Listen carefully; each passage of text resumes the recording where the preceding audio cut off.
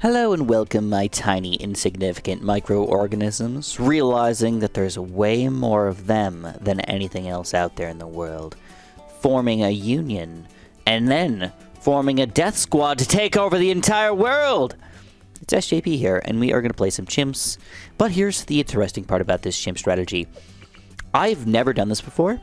I don't think it's going to be possible, but I wanted to try it anyways, because I have told people that I really like this strategy, I really like this weirdness, and I wanted to try to make it happen to show off their true and utter power.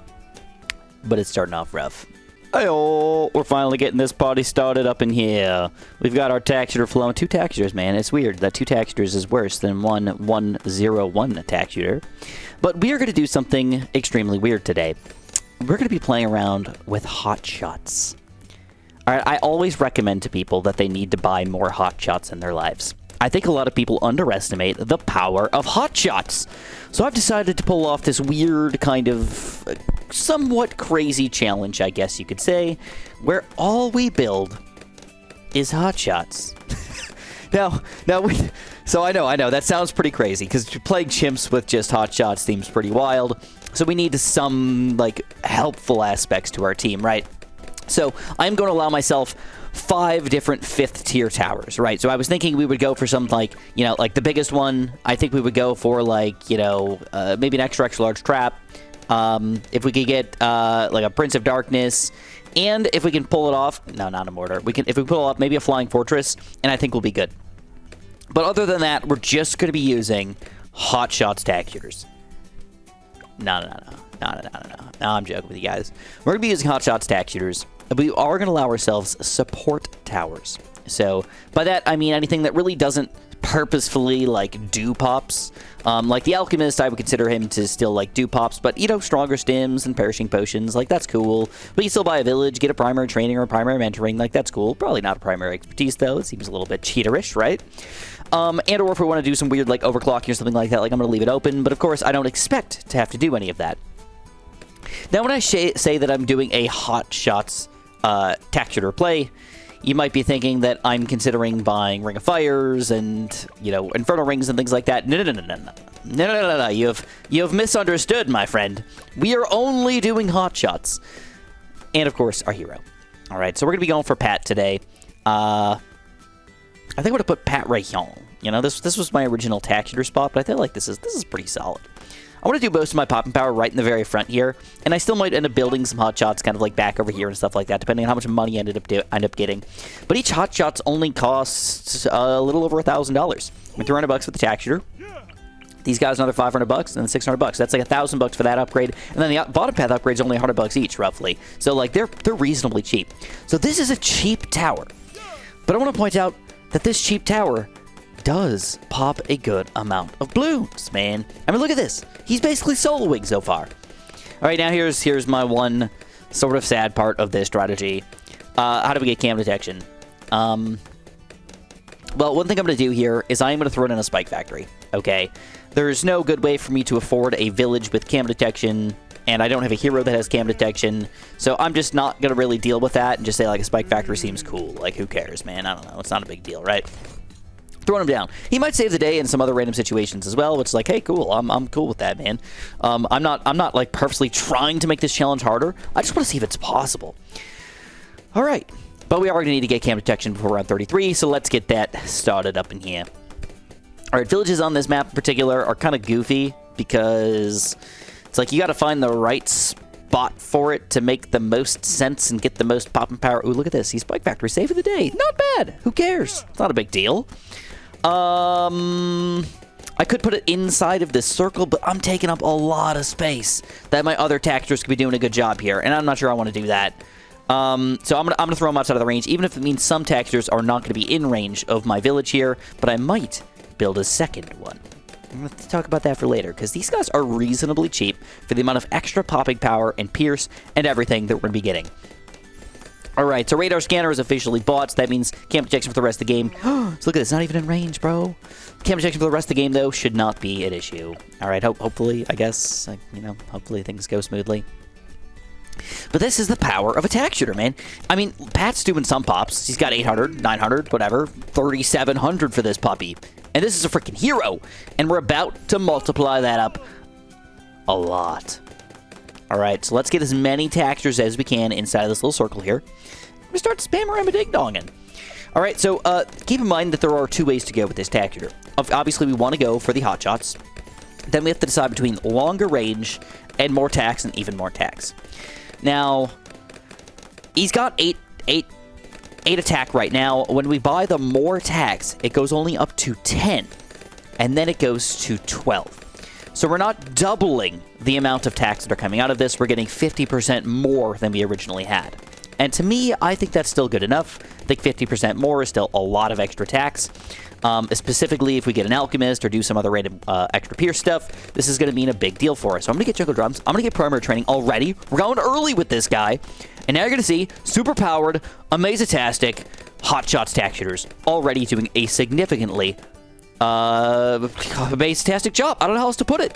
These guys are good. All right, so we're going to play all bit of the Moab here and see how the Moab's going to go down. I think with Pat, it's going to be easy peasy. All right, with Pat, going to be easy peasy. But that does not mean that all future rounds will be easy peasy, but we're going to start to get our spam flowing up in here.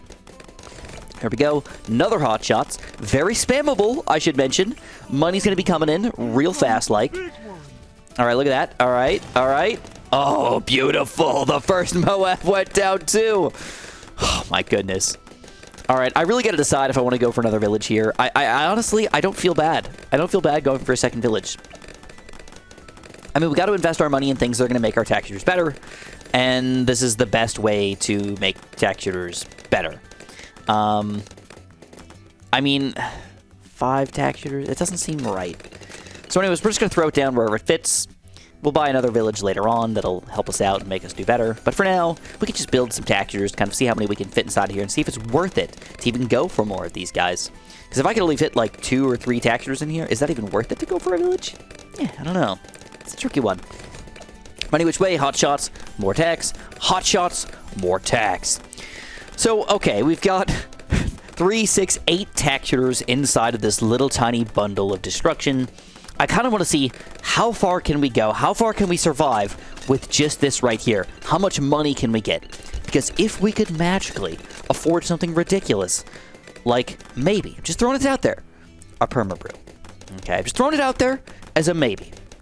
If we could buy a permabrew and just permabrew all of these guys right here, I think we'd be unstoppable.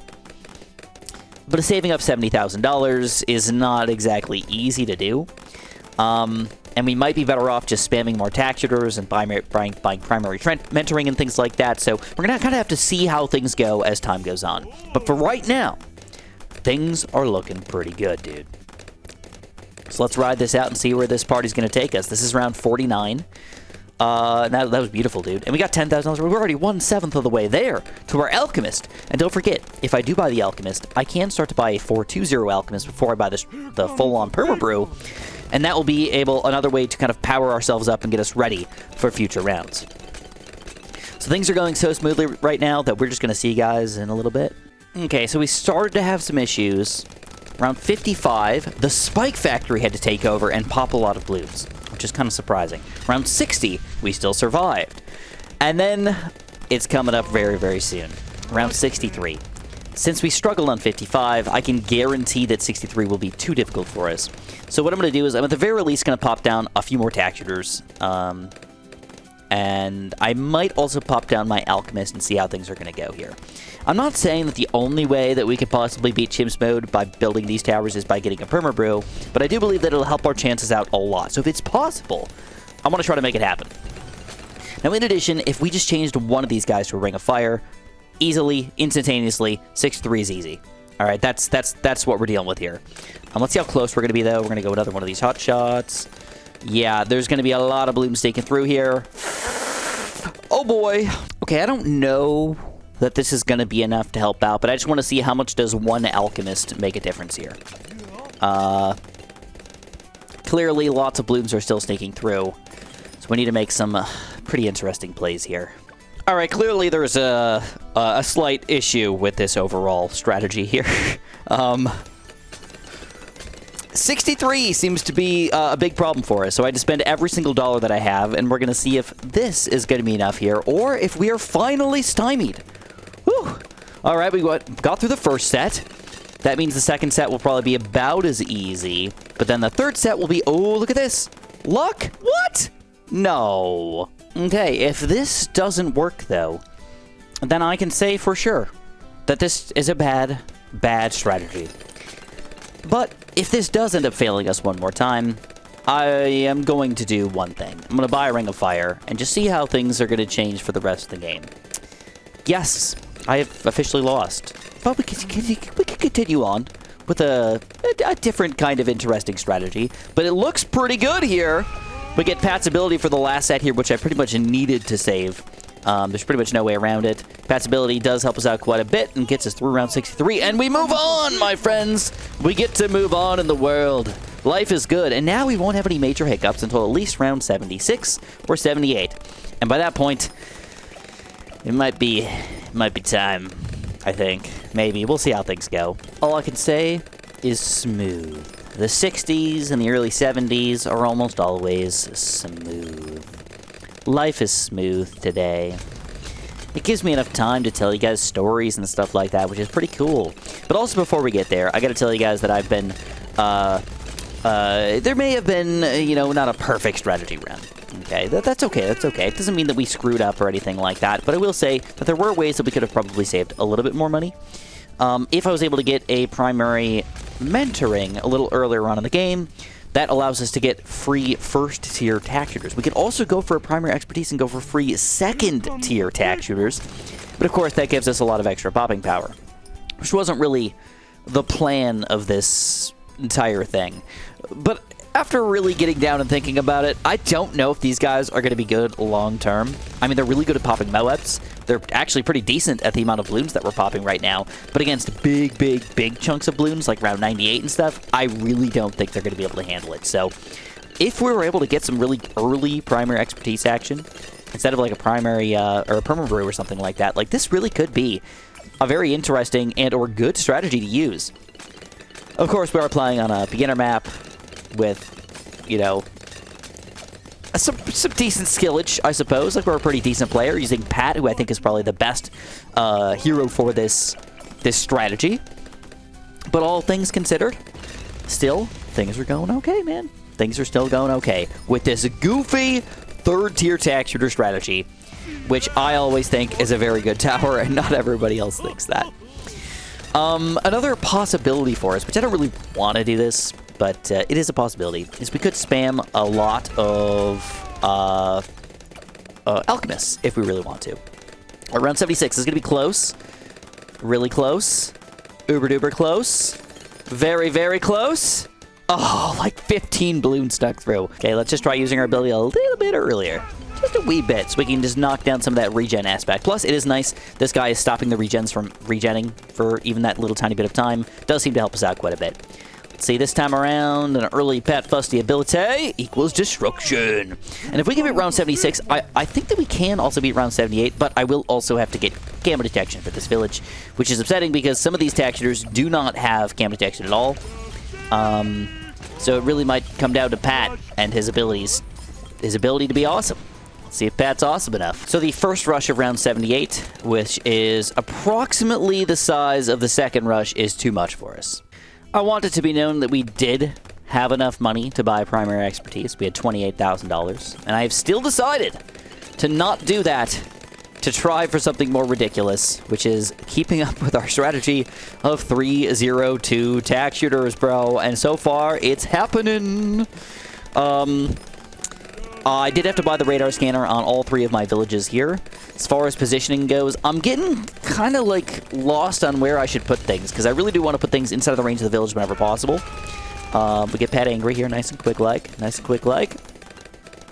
I don't think this will be that big of a deal, but even if there's just a couple of them without gamma detection, that could be devastating. Oh no, yes, Spike Factory! Thank you for existing, Gordon Ramsay. We appreciate your life force and lifeblood saving us so many times today. It is kind of ridiculous. 3 times he has actually saved us. So yeah, thank you, Spike Factory. All right, we're up to $11,000. We are going to start making a good amount of money here into the free play rounds. And the crazy part is there's not that many, if any, huge ceramic rushes left in the game. They're all Moab BFB combos. So we can maybe slowly take them down over time rather than popping too many at once with this strategy. And hopefully it'll actually go really, really smooth for a long time. In addition, we do have DDT popping power, which is kind of cool. Now, I'm also realizing that one alchemist is actually able to alchemize a lot of stuff here. So we might alchemize some other... Oh, look at this. This is already getting tricky, though. One's, oh my god, it's getting to the very back here. Okay. Well, maybe it isn't as great as I imagined. But Pat Fussy will level up over time.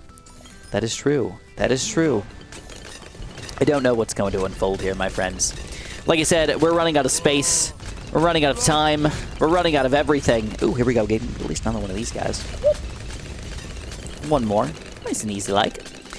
And then I guess the question is the only way that I think this is actually going to go our way and actually fully complete this thing is if we can somehow afford that perma brew. That's $44,000 away. That is expensive, man. We really got to get lucky here with this popping power. Or something crazy's got to happen for us to make this truly go down the way we want it to. I think we should probably also just start using Pat's ability pretty much every single time we can.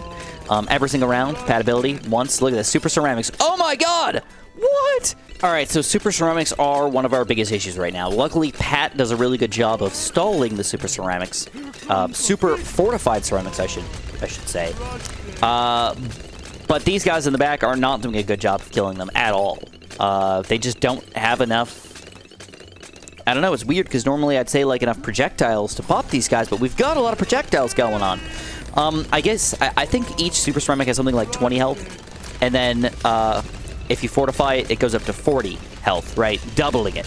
So we have to have 40 different attacks hit each Super Ceramic, and if these guys don't have enough damage or enough pierce to go through multiple ceramics, once you hit one ceramic, you've done so. So, I don't know, man. I don't know. One thing I will say is $37,000. It's a lot of money.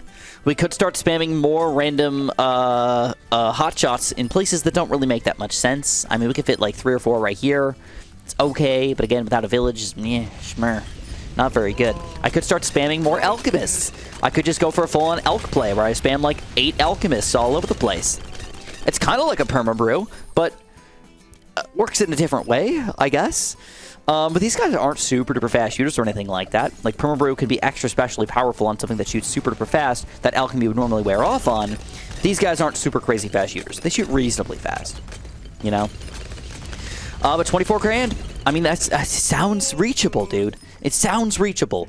I don't want to lead you guys astray or lead you guys on or anything like that, but I am pumped.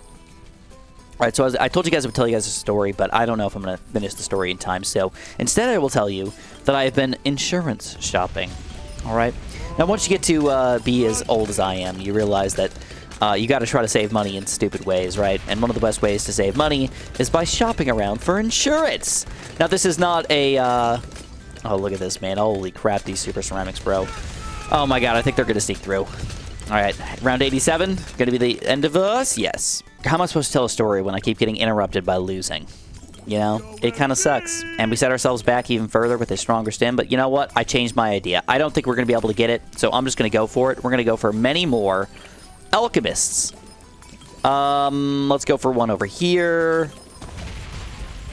Let's go for another one randomly over here. Maybe we'll even get one on Pat Fusty. Now the alchemy is doing a pretty good job of actually doing more damage to these ceramics, which is pretty cool.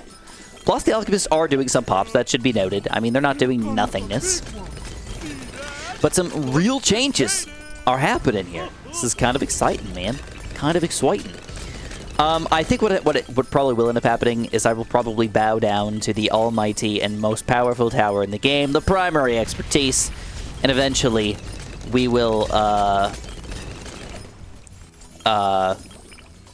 win, maybe? But, like, with just, like, a smidge of cheating. I mean, is it really cheating? Just a little bit. Just a wee bit. So anyways, I've been shopping around for insurance. My insurance went up, like, 15%. randomly, stupidly, and it's like, it's a lot of money, man. I mean, talking about like thousands of dollars per year for your insurance, just to say if something goes wrong, you got something to back yourself up. If you don't have any money, insurance is going to pay for it. Kind of. That's like almost kind of how it works, but it's like forced upon me. Specifically for house insurance, and also you need a certain amount of car insurance to kind of allow yourself to draw. Oh my god, I thought that was going to die. I'm sorry for yelling, but it scared me. Okay. I think what we're going to do is we're going to try to just use our ability here with Pat Fusty. We're going to try to save up for the primary expertise, and I think I'm finally just going to admit defeat. You know what I'm going to do? This is the first thing I'm going to do. I'm going to buy 1 Ring of Fire. That's it. I just want to buy 1 Ring of Fire. And let's see if this is going to change the game in our favor, because I know that that's our weakness, is really like the balloon popping power is just not quite good enough. All right, and I think just getting 1 Ring of Fire, just kind of thinning out the balloons a little bit, will be enough to get us pretty far in this game. It might come down to that we might also need a primary expertise, but I hope that doesn't happen. As far as popping power goes, I mean, 100,000 pops, dude. That's pretty freaking good for a random 3-2 taxer. 60k, 43, 41, not bad, not bad. These guys are obviously much less. Less than 1,000 for some of these puppies. Ooh, makes me feel a little bad. All right, Pat Fusty ability, round 92, we're taking him down. Like I said, Ring of Fire. $4,000 changes the game in your favor a lot. All right, DDTs. Oh, no big deal at all. Great. So anyways, insurance shopping isn't really a good story, but I will say that I can't believe the conversation that I just had with somebody through the chat of Liberty Mutual. So I currently have State Farm. I got a quote from Progressive, and they're cheaper than my State Farm, so I might end up switching. I went through Geico, and they were ridiculously expensive, but not because they had expensive car insurance, but because they had ridiculously expensive house insurance, which was kind of ridiculous. And it's kind of like weird because you kind of have to bundle it. Oh man, I don't think we're going to survive this one. Round 94 is big and beefy. It's a lot of balloons to still take down here. And somehow, ooh, fancy. All right, we're just going to do it, guys. No, I'm not. I'm not gonna give in yet. We can still make some things happen. I'm gonna try to keep some money available, though. All right. Try to keep some money available. These like are terrible spots at this point, though. Like, I mean, it just feels awful to build anything here. But really, if we're getting overwhelmed that much, like, it might not be that bad. All right. We could also throw some randomly, like, I don't know, stealing some of my alchemist power. Maybe I'll get more alchemists. Let's get another alchemist over here in this corner. Oops, I bought the wrong alchemist, but that's okay. Round 95! Shouldn't be too bad, I don't think. There's not that many balloons. I mean, we've got the Pierce. Everything's happening. Yeah. Alright, so we're going to try to... I'll build at least 1 more of these guys. Let's build 2 more of these guys. And then let's see if we can survive round 96, because 96 is going to be pretty beef-tastic. Alright, if we don't survive, I think what I'm going to do is I'm going to buy 1 more Ring of Fire before I go all the way deep and buy my primary expertise. Because I don't feel as bad about buying a Ring of Fire as I do as buying a primary expertise.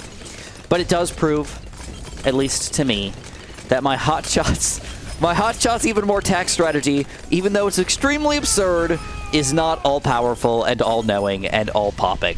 Alright. Anyways, I was getting a quote for Liberty Mutual. And after I got my car quote, I was like, okay, this isn't horrible. But there was no way to get like a house quote directly on there. So I was like, okay, well, let's do the chat thing.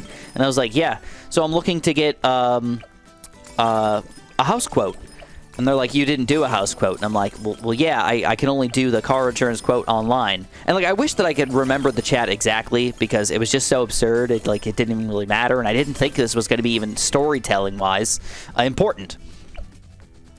And they were like, I don't even remember what they said exactly, but they were like, you didn't do a house insurance quote yet. And I'm like, yes, I'm looking to get a house insurance quote. I want to get a car insurance quote bundled with a house insurance quote. And I wasn't mean at all. Like, straight up, I was not mean. I promise you, I am not a mean person. All right. And they could have been a bot for all I know. I couldn't understand what they were doing, but they basically just were like being a jerk. And then I tried one last time. I'm like, all right, I need to get a house insurance quote bundled with my car insurance together. They don't have this and that. And I'm like, how can I go about getting a house quote? You know? And then they hung up on me. They hung up the chat. So I don't know if they like lost their job and they're like purposely trying to be a jerk or something like that. I don't know. Or they just don't care about the job whatsoever. Or if I was somehow, they thought I was being a jerk in some way. I don't know. But either which way, I will never, ever, ever use Liberty Mutual ever again. It's all it takes is one of those. And then the funny thing is, after I gave them a bad review on their chat, I got a call from Liberty Mutual like 5 minutes later. They're like, "Ooh, I saw you had a quote online," and I was like, "Yep, I'll be straight with you. I'm not interested because your chat bot or whatever was a big fat jerk to me." All right, so there's no way we're surviving round 98. I just don't believe it. But somehow we are. Somehow we are. All right. Ooh, Spike Factory saving the day again. All right, we got a lot of Oh My Gods here, but at least they're not reinforced balloons. All right, I guess we're spamming. Spam a Lama Ding Dong. Save the day. Buy more, buy more. How many can we get? Uh-oh. This is getting tight, bro. This is getting real tight. A lot of balloons starting to flow over here. No! No! No! No! I hate my life. Oh. All right, well, it's official. We lost. So now we get to change things up a little bit. I've done some optimization. I've got a primary mentoring and a radar scanner here right from the get-go. Pretty much all of my taxers are going to be inside of this range right here. In addition, I will be building some weirder things. I am going to go for my Ring of Fire. I am going to be going for the primary expertise, and then I am going to be spamming whatever I can in range of the primary expertise as well. And then I might also, if I can get going with my primary expertise, might get that perma-brew. No guarantees on that, obviously. But that is my plan. I don't know if it's going to actually go the way that I want it to, but that is my plan. So to update you guys, things are going super smooth right now. I'm actually impressed at how smooth things are going. Primary expertise with a bunch of hotshots tack shooters. That might be the new strategy, man. But again, we are on a kind of easy map with a place where tack shooters are kind of OP, but I have $55,000 saved up, so I can easily buy other things at this point if I want to. But what I want to do is, of course, make these guys stronger! So we need another $7,000 to make that happen, and then bam, shazam, guys! We are going to be pumped to make that happen for you. I do admit that this strategy looks very much different from my OG strategy. I'm not sure if that's a bad thing, necessarily, or if we learned things, and we changed our ideas, and we adjusted things accordingly, and we made things happen. Believe it or not, the biggest change out of the entire runs that I've had today was this tower right here. Getting a Ring of Fire before round 63 allowed me to not have to spam 40 different tack shooters to get the same amount of pop and power as one Ring of Fire. Now, I've done a video before where I've done basically only Ring of Fires to beat Chimps mode, and that went pretty smoothly. I thought I could bring it down to hotshots as well, but clearly not quite as efficient, I suppose. The Alchemist is powering up most of these guys, but range is a deal. It is a deal. And it looks like we are going to have quite a few of these guys that aren't powered up by our perma-brew. So the question is, do we move them around with our heli pilot? I'm going to say no. I'm going to say I don't think we need to. I think we can survive with what we currently have right now all the way through to the end of the game. And if we can't, we could still build some other things in here to kind of make up for that defense. But I want to just see, is this strategy good enough? Is perma-brew and our hotshots that freaking good? And I think based on what I'm seeing right here, I'm going to go with a big fat yes. I mean, look at that popping power. This is a third-tier tower that I spent like $950 on. I bought the tack shooter for $300, and then I bought the actual hotshots upgrade for $650. The even more tax and the tax cheap were free, and the fast shooting and even fast shooting were free because of this primary expertise. So spending less than $1,000 to get one of these guys who's popping like 1,000 balloons per second is almost absurd if you really get down and think about it. Almost absurd. I guess I could build more hotshots, but I really only want to build things if they're going to be in range of my alchemist as well, and there's really not that many good spots left over for that. I mean, there's like some, like over here in the corner, probably good enough. It actually tells you if it's going to be permanent or not. That's actually kind of cool. I like that. It's cool to the game. Ooh, we are starting to get tricky here, though. Oh, I wonder, will 98 be too beefy for us? Possibly. If I lose again, though, I'm actually going to be mad. I'm just going to quit. Just straight up. That's going to be the end of the video. I mean, even if it's just an error on my part, I'm just going to probably yell and scream and screech, and then just quit. Just be done. Alright, round 97, easy. Round 98, though. Ooh, this could be a little tricky. Those Oh My God Bloons in particular are probably going to be the tricky part, not necessarily the reinforced BFBs. So we're going to wait for a quick second here before we use any abilities. Let's hug us, Oh My God. Gonna get rid of some of these guys. I'm gonna use Pat's ability. Got some Bloons trying to sneak through here. Alright, what are these guys? Come on. Get it. Oh. We spent like kind of a lot of our money, and it looks really, really goofy now. Like, a lot of these textures don't even really make that much sense, but I think they're still gonna get enough popping power that they're gonna like make sense for the amount of money we spent. Hopefully. We're also gonna go for an earlier Pat Fusty ability, and we're not gonna use any hugs. Why? Because hugs make him not use his regular attacks, which kind of sucks. And that went super smooth. It's kind of like impressively smooth, actually. And I don't even think everybody was perma-brewed yet, so heck yeah. Heck yeah. 99 is easy, and now we finish it off with a bad Bloon. Alright, we're getting a couple hundred pops per shot on this puppy, so he's not doing nothing good here. But now the textures come into play. I mean, look at this popping power, bro. Oh my god. It's almost absurd. Alright, finish off this bad Bloon and end off our day on what is kind of a win. You know, it doesn't really feel that much of a win because I had to do so many different things from what I originally planned on. But at the same time, it still feels winish-like. Right? Doesn't it? I think for everybody out there, it feels sort of winish-like. Anyways, if you guys enjoyed, press that like button. Don't forget to subscribe. And of course, have a super duper delicious day.